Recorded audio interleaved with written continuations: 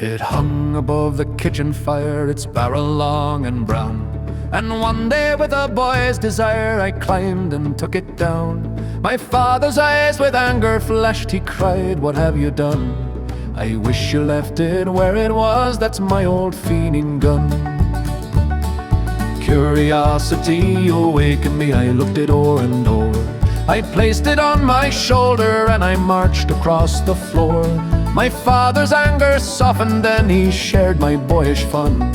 "Ah well," he said, "'tis in your breed to hold that fiending gun."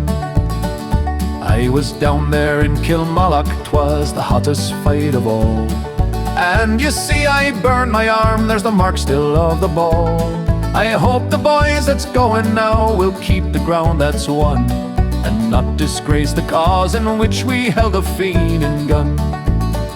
I remember '67 well, he said, when lads like me, we said we'd strike another blow to set old Ireland free. How foolish were our boyish hopes, I was months upon the run, but it did good work for Ireland then, did that old fiending gun.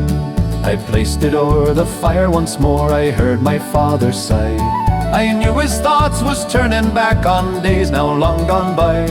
And then I solemnly declared I'll be my father's son, and if ever Ireland wants my aid, I'll hold a fiending gun.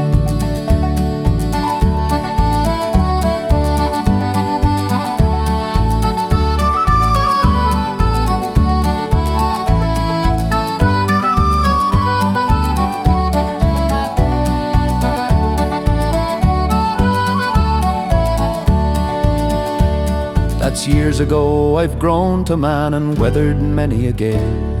The last long year was spent inside a gloomy English jail. I've done my part, I'll do it still until the fight is won. And when Ireland's free, we'll bless the man who held a fiending gun.